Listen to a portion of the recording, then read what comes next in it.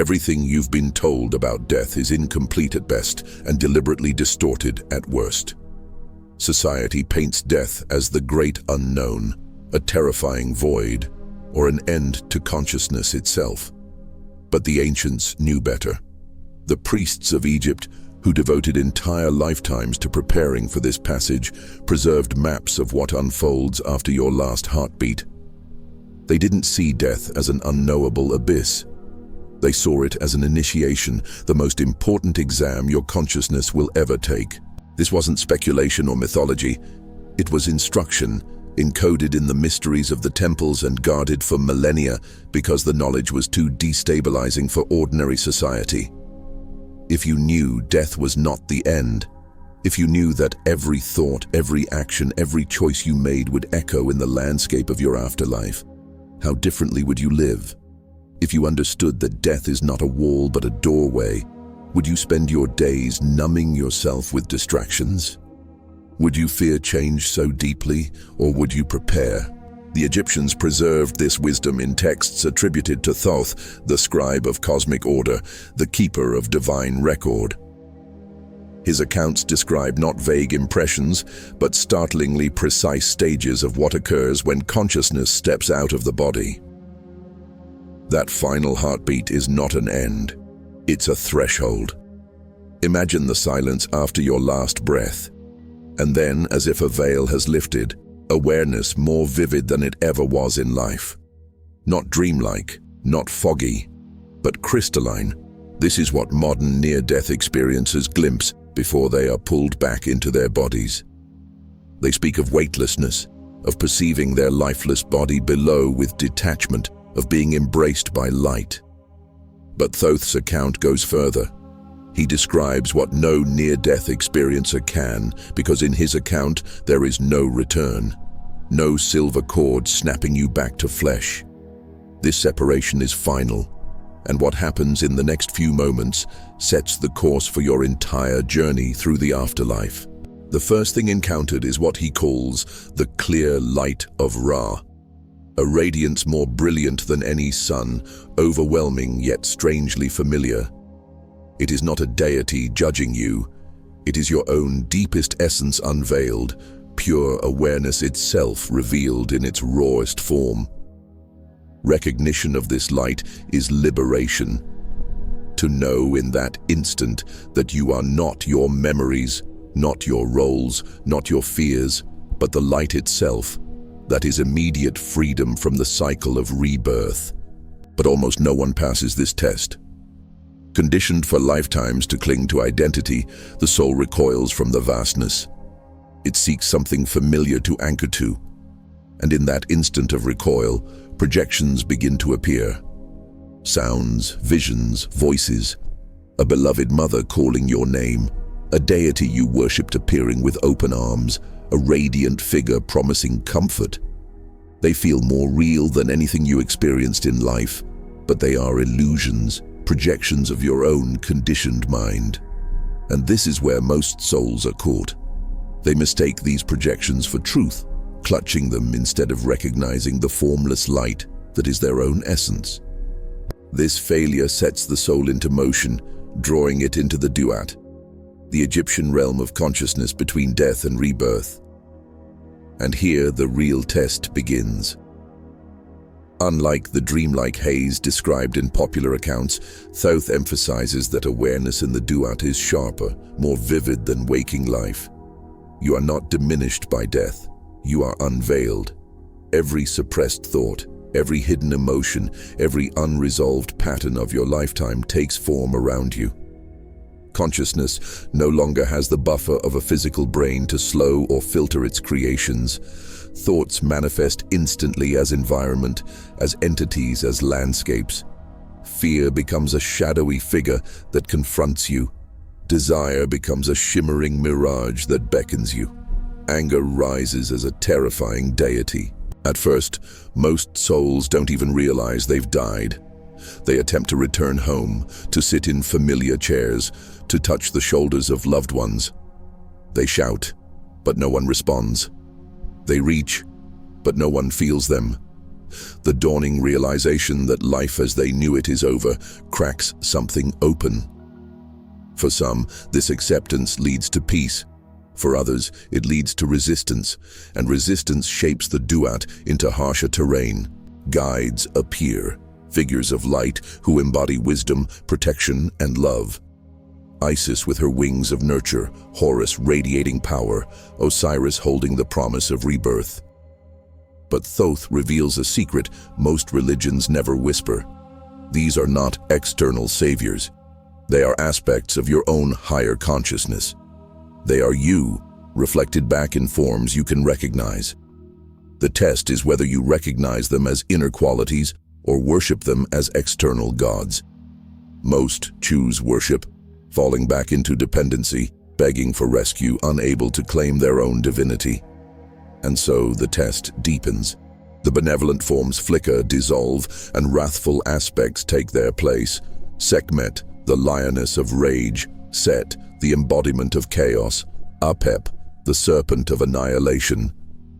They terrify the soul into confrontation with everything repressed during life. Rage, violence, fear of dissolution, all must be faced. The truth is brutal but liberating. Every god and demon you meet in the duat is you. Every angel and every monster is a projection of your own consciousness. To cling to them, whether in devotion or terror, is to remain trapped. To recognize them as your own reflection is to move closer to freedom. After these encounters comes the most famous stage, the weighing of the heart. But the Hollywood version is wrong. There is no tribunal of external judges deciding your fate.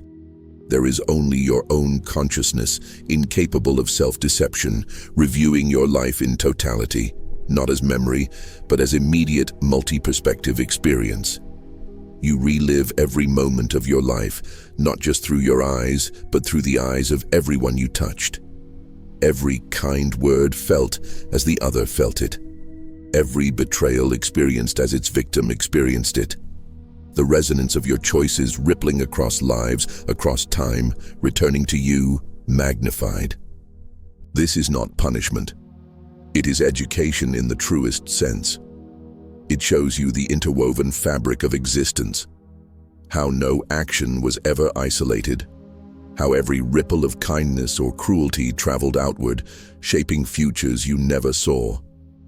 The weight of the heart is not moral judgment, but the gravity of unresolved attachments. If your heart is heavy with guilt, resentment, or denial, it drags you back toward incarnation. If it is light with acceptance and truth, you rise toward liberation. For most souls, the life review reveals attachments too strong to release. Wealth hoarded, desires unmet, anger unresolved. The duat presents visions that amplify these patterns. A soul obsessed with wealth sees treasures and opportunities, becomes magnetically drawn to parents who will recreate the lessons of scarcity or greed. A soul bound by anger sees endless injustices, drawn toward families that will reignite its rage. The pull of reincarnation is not punishment, it is magnetism. Consciousness is drawn where it still believes fulfillment lies. And so the cycle continues. But some souls respond differently. They see the visions without grasping. They observe wealth without craving, relationships without clinging, injustices without rage. They do not suppress these desires, but they do not invest in them either. They recognize them as passing clouds. This detachment allows them to remain free, to choose rather than be compelled. At the end, the final test comes. All projections dissolve, all gods and demons vanish, all memories and identities fade. Consciousness stands before the void, the emptiness before creation, the silence before the first word. Most panic, desperate to cling to something familiar, hurling themselves back into incarnation. But the rare few recognize the void not as annihilation but as home. They see that they were never separate from it, that every form, every life, every identity was only a temporary ripple in its infinite expanse. And in that recognition, liberation dawns. Liberation does not mean floating in eternal bliss. It means awakening to what you always were, consciousness itself, inseparable from the source of all existence. These liberated souls may choose to return, not from compulsion, but from compassion. They incarnate as teachers, healers, innovators, carrying within them the memory of truth. The Egyptians called them companions of Ra, those who align their will with cosmic order, co-creating reality itself. This was the purpose of the mystery schools, not to fill minds with superstition, but to prepare consciousness for this ultimate test. Initiates practiced dying before death, entering chambers of darkness to confront their own mind, cultivating detachment, integrating their shadow, learning to love without clinging. Every challenge of daily life became training for the afterlife. Every act of patience, every release of attachment, every moment of witness consciousness was rehearsal. And here is the staggering truth. Modern science, after centuries of materialist denial, is beginning to confirm what the ancients knew. Near-death research reveals consistent accounts of clear light, life review, guides, and heightened awareness. Neuroscience finds that consciousness does not vanish at clinical death, but surges into higher coherence.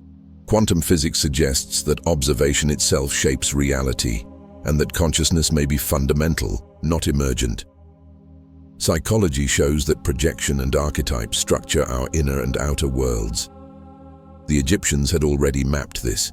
Death is not the end, it is just a transition. And every moment you live is preparation. Your attachments, your loves, your shadows, your compassion, all of it will shape what you face when the body dissolves.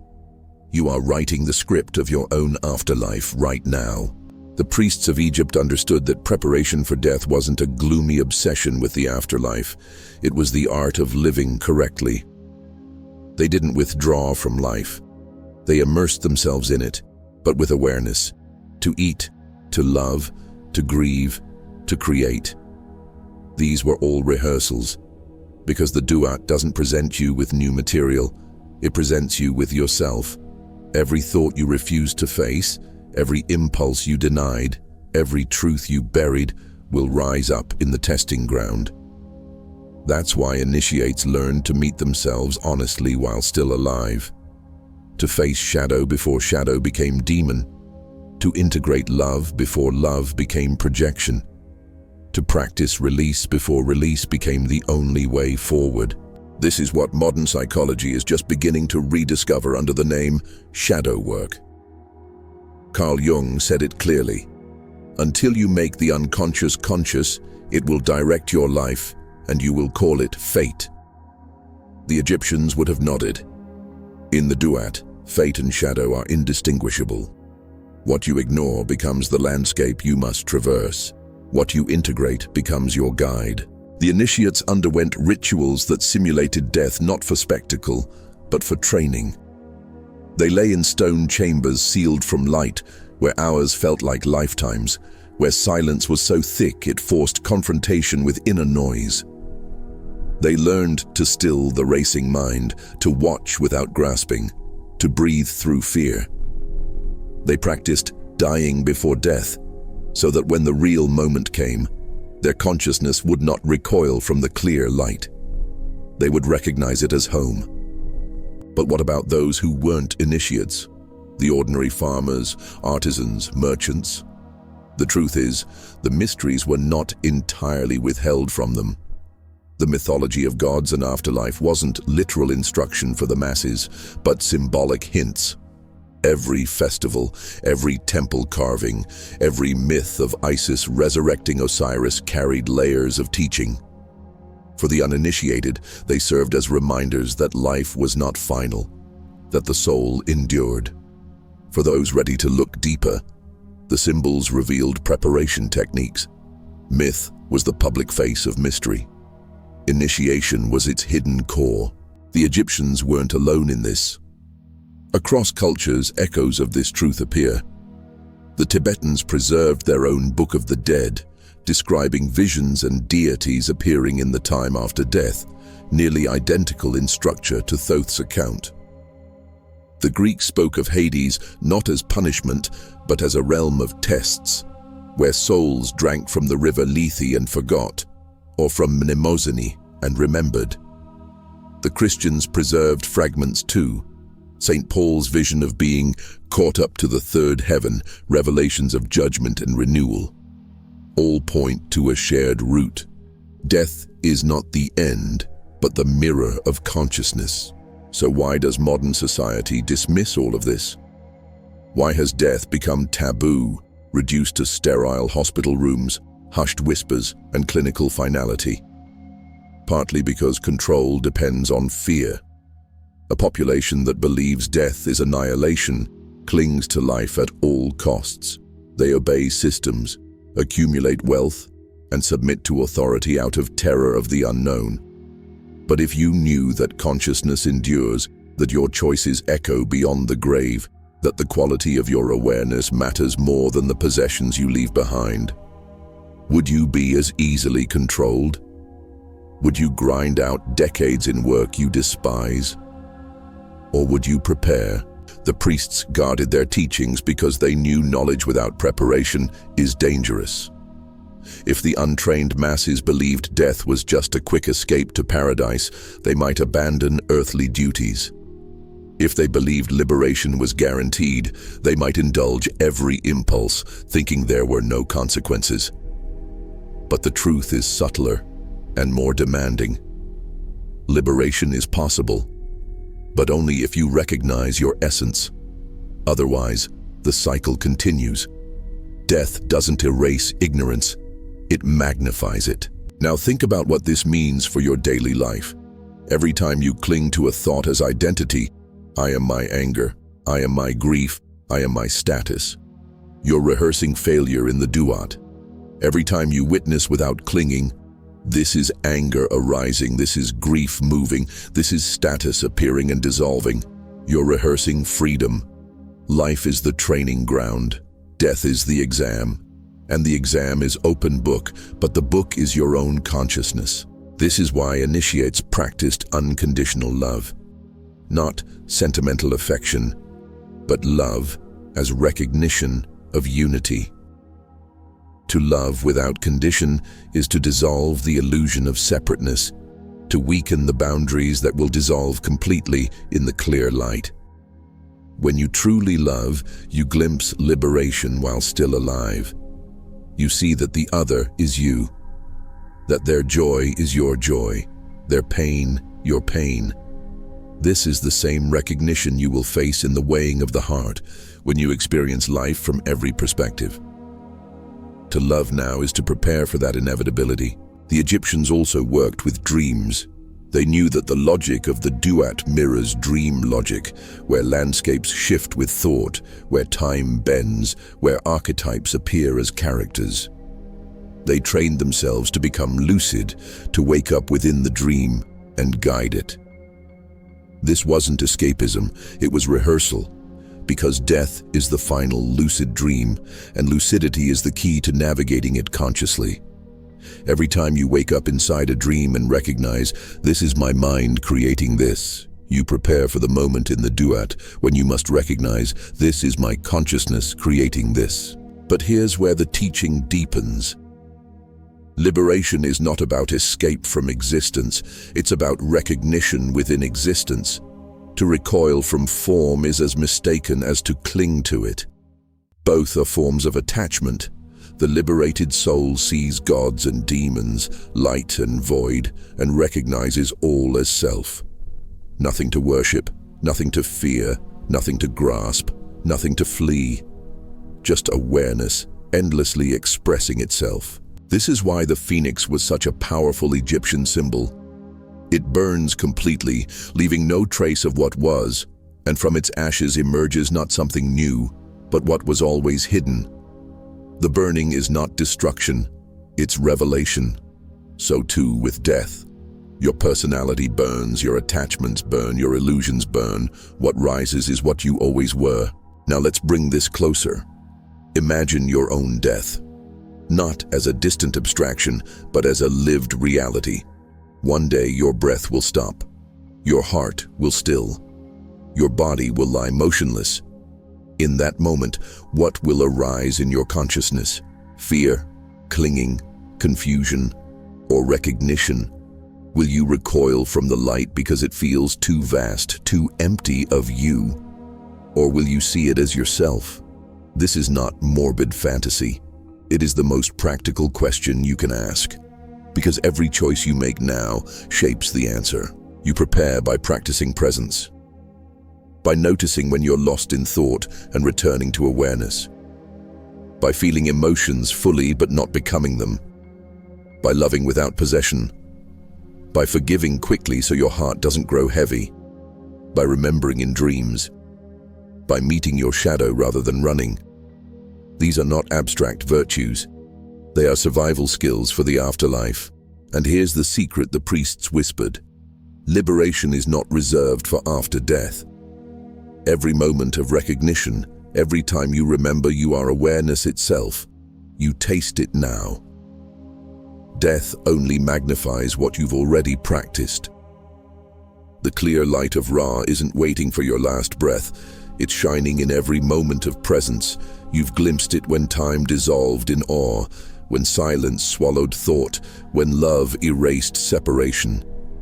The light is always here. Death just removes the distractions. Modern science is circling this truth without naming it. The near-death experiencers who see light and life review. The neuroscientists measuring surges of gamma waves at death, showing heightened awareness, not fading. The quantum physicists proving that observation shapes reality. The psychologists mapping projection and archetypes. All are rediscovering fragments of what the Egyptians already mapped. Consciousness does not end. Consciousness is primary. And if consciousness does not end, then your purpose here is not survival. It is preparation. Not to hoard possessions that will dissolve, but to cultivate awareness that endures. Not to cling to identity that will vanish, but to recognize essence that never dies. This is what the priests meant by dying before death. To recognize now what will be demanded of you then. And if this terrifies you, good. Because terror is the first layer that must be burned. Everyone fears the void until they recognize the void is home. Everyone clings to identity until they realize identity is the cage. Everyone recoils from dissolution until they discover dissolution is liberation. Fear is not failure. Fear is the signal that you've reached the edge of illusion. The question is whether you recoil or recognize. Every synchronicity you've experienced, every dream that spoke truth, every intuition that proved accurate. These are not random. They are reminders that you are already in dialogue with the field. Death is not the first time you will encounter this dialogue. It is simply the loudest. The signs are whispering now so that you will not be shocked when they roar. The most extraordinary thing about revisiting Thoth's teachings now is that modern science, after centuries of dismissing anything beyond materialism, is beginning to confirm them. Not in temples carved with hieroglyphs, but in laboratories with electrodes and quantum equations. What the priests encoded in myth and initiation is now being glimpsed in brain scans and physics experiments. The field is forcing recognition, even on those who resist it most. Take near-death experiences. Thousands of cases have now been documented worldwide.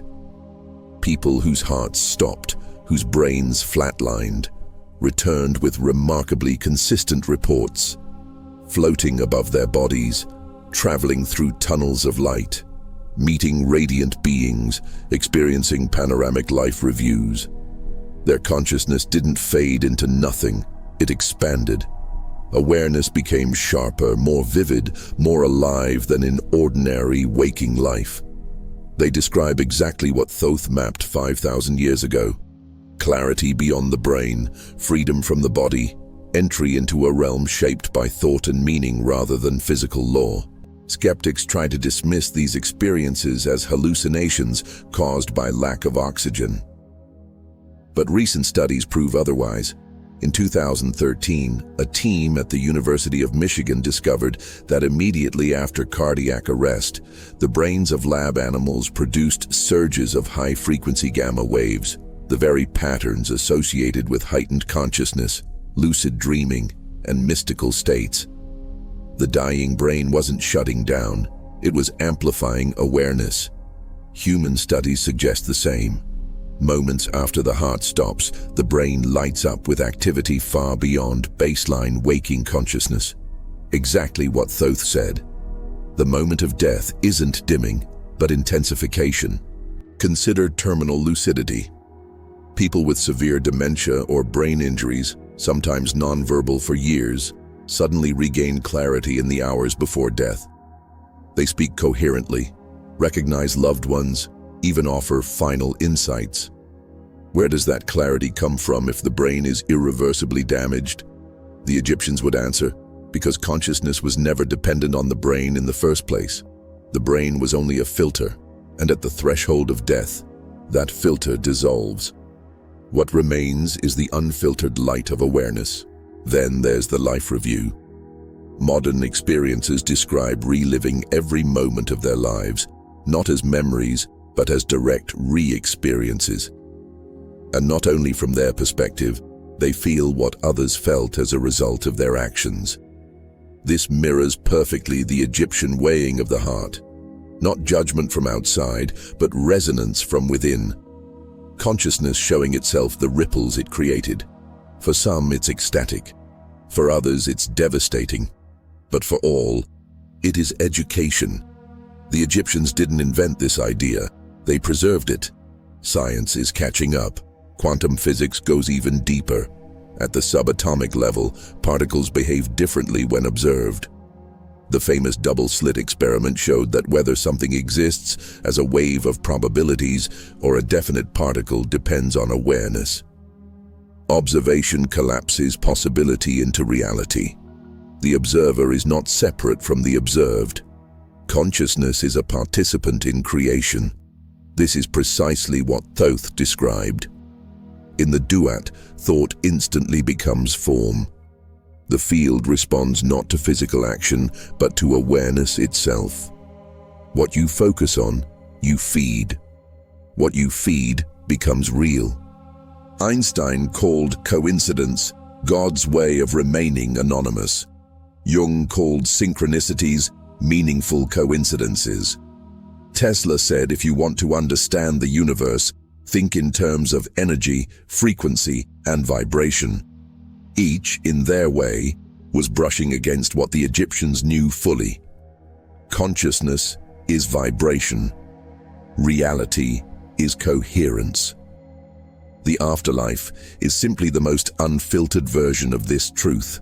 Modern theories of consciousness point in the same direction. Neuroscientists Roger Penrose and Stuart Hameroff proposed that consciousness arises not from neurons firing like machine parts, but from quantum processes in the brain's microtubules, tiny structures that may act as channels for awareness. If that's true, then consciousness is not produced by the brain at all. The brain is a receiver, a tuner. When the receiver breaks, the signal doesn't vanish. It continues. Exactly what the Egyptians said, the soul is eternal, the body is temporary housing. The holographic principle in physics suggests that every part of the universe contains the whole. That reality itself is encoded like a hologram, where even a shard of glass reflects the full image. If that's true, then every moment of your life carries the code of the cosmos. Every thought ripples into the field. Every action reverberates infinitely. This is why the life review feels so complete, because each fragment contains the whole pattern. Nothing is lost. Carl Jung's work on archetypes echoes this too. He discovered that beneath personal psychology lies the collective unconscious, an ocean of shared images, symbols and patterns that appear in dreams, myths, and visions across cultures. Egyptian gods, Tibetan deities, Christian angels, they are all archetypes, projections of universal forces within consciousness. This is what Thoth taught. The radiant guides and wrathful demons you meet in the duat are not external beings but your own archetypal potentials reflected back to you. They are invitations to integrate, not idols to worship or monsters to fear. The convergence is undeniable. Ancient initiation, mystical experience, modern neuroscience, quantum physics, they're all pointing to the same truth. Consciousness does not end. It expands. It reflects itself. It creates and is created. And death is the doorway where this becomes undeniable. But knowing this intellectually isn't enough. The priests didn't just study, they trained. They understood that recognition in the duat happens in an instant. There's no time to learn new skills once your heart has stopped. You either practiced recognition in life or you recoil in death. Which means preparation is everything. So how do you prepare? By practicing recognition now. Every time you catch yourself lost in thought and remember you are the witness, you strengthen the muscle you'll need when thought becomes landscape. Every time you experience anger and say, "This is anger moving through awareness," instead of "I am angry," you're rehearsing what you'll need when wrathful deities appear. Every time you love without condition, you're preparing to dissolve into the clear light without recoil. Meditation is one of the most direct trainings, not for relaxation, but for death. Sitting still, watching thoughts arise and dissolve, watching identity come and go, practicing being the awareness that holds it all. This is dying before death. Lucid dreaming is another. Becoming aware within dreams teaches you to stay conscious in realms where logic dissolves and thought creates reality. Exactly the skill you'll need in the duat. Shadow work is essential. Every rejected part of you will appear after death. Better to face it now. Journal your fears. Admit your jealousies. Explore your hidden desires. Not to indulge them, but to integrate them. Every shadow you make peace with now won't need to appear as a demon later. And love, real, unconditional love, is the greatest preparation. Not the love that clings, that demands, that fears loss, but the love that sees unity, the love that forgives, the love that remains when everything else dissolves. Because in the end, the clear light is nothing but love, stripped of form. If you can rest in love now, you'll recognize it then. The Egyptians called this ma'at, living in harmony with truth, balance, and cosmic order. To live against ma'at was to live in chaos. To live with ma'at was to prepare for liberation. Every day was training. Every interaction was a test. Every choice was rehearsal. This wasn't about morality as social control. It was about preparing consciousness for the ultimate exam. And here's the most radical truth. Liberation is not earned. It's recognized. You don't achieve it by accumulating good deeds like merit points. You achieve it by remembering what you always were, awareness itself. The deeds help because they lighten your heart, dissolve guilt, and reveal unity. But in the end, the only question is, will you recognize yourself in the light? Or will you recoil? That's why Thoth's teaching is both terrifying and liberating.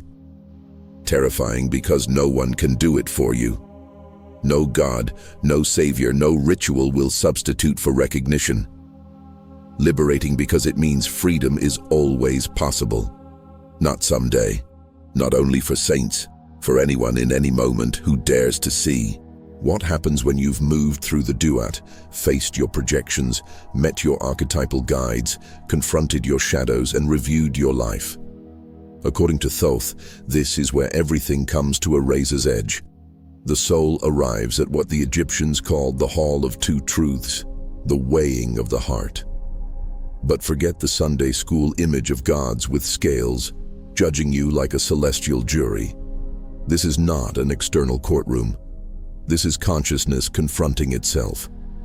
The scales are not literal instruments, they are symbolic of resonance. On one side is the feather of Ma'at, the principle of cosmic balance, truth, and harmony. On the other is your heart, the sum total of your unresolved attachments, guilts, fears, and identifications. If your heart is light, meaning you've integrated, forgiven, and recognized truth, you move freely.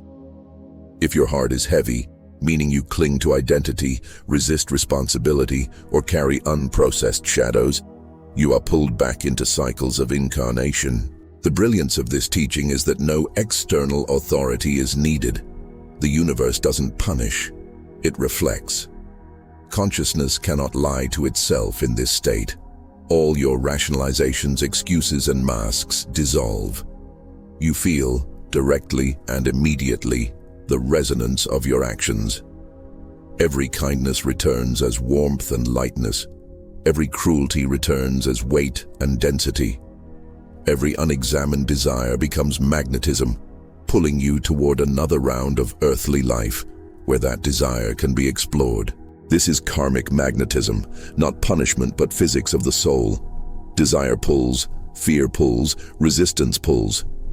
If you cling to anger, you magnetize toward circumstances where anger will be tested again. If you long for wealth, you magnetize toward parents and environments where money issues dominate your lessons.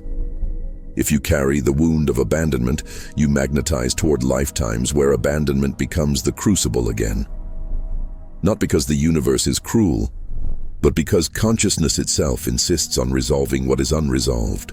Thoth described this with brutal clarity. Souls who refused to release attachments saw visions of wealth, love, power, or revenge and could not resist. Their longing pulled them into new lifetimes, drawn to conception moments where parental patterns mirrored their unfinished business. They entered new wombs with no memory of why, trapped again in flesh, starting another cycle, not as punishment, as continuation of lessons they wouldn't face in the duat. But there were others, rare souls who saw the same visions, luxury, romance, recognition, even vengeance, but did not cling. They observed without grasping. They said, "This too is a projection. This too is temporary. I do not need it." And because they refused magnetism, they remained free. Free not in the sense of floating in endless bliss, but free in the sense of choice. They could incarnate if they chose, not from compulsion, but from compassion. The Egyptians spoke of these liberated ones as companions of Ra. They returned not as victims of karma, but as conscious co-creators. They carried within them the memory of the clear light. They knew who they were, even in flesh. They became the teachers, the healers, the architects of coherence. They walked as reminders to others still trapped that liberation is possible. Here's the paradox. Liberation isn't earned by being perfect. It isn't about tallying up good deeds versus bad. It's about recognition. The clear light of Ra at the moment of death is not something external. It is your own awareness, stripped bare. To recognize it is to be free. To recoil from it is to fall back into projections, attachments, and cycles. That's it. That's the whole exam. And yet, this simple recognition is the hardest thing in the universe. Because we are trained, from birth, to identify with the temporary. Our names, our stories, our jobs, our desires. We are trained to think, I am this body, I am this history, I am this narrative. When all that dissolves, we panic, we scramble to hold on to something familiar. And in that scramble, we miss the truth. This is why initiation existed. This is why the priests spent decades preparing. They knew that recognition requires training. Every meditation, every act of detachment, every confrontation with shadow, every practice of unconditional love, it was all rehearsal for that single instant. Not to impress gods, but to prepare the mind to not recoil when the light appears. The weighing of the heart is not about judgment, it is about weight. If your heart is light, you rise. If your heart is heavy, you fall. And heaviness is simply the mass of unprocessed patterns. The guilt you never faced, the desire you never questioned, the fear you never embraced, the shadow you never integrated. That weight pulls you back into density. Lightness frees you into recognition. Modern science, in its own language, is starting to glimpse this. Studies of past life memories, especially in children, suggest that consciousness does carry unfinished business forward. Children recall details of previous lives, names, places, events, verified later by researchers. They often died in traumatic circumstances, carrying unresolved energy that magnetized them into new lives where the themes repeated. It is not fantasy. It is coherence. Mystics across traditions said the same. The Tibetans speak of the bardo, a journey mirroring the Egyptian duat almost exactly. Hindus describe samsara, the wheel of rebirth fueled by karma. Christians preserved fragments too, though often buried under doctrine. As you sow, so shall you reap. With the measure you use, it will be measured back to you. These are karmic principles, recognition encoded in parables. But the Egyptians gave us the most precise map. And they gave us the key. The only way out is through recognition. To recognize the projections as projections. To recognize the guides and demons as aspects of yourself. To recognize the light as your true nature. To recognize that you were never separate. When you reach that recognition, something astonishing happens. The void that terrifies most souls, that emptiness where identity dissolves, becomes home. You see that you were never a fragment. You were always the field. You were always Ra's light, playing at being human for a time. And when that play ends, you do not vanish. You return to what you always were. This is liberation, not an escape into eternal leisure, not a heaven where you rest forever.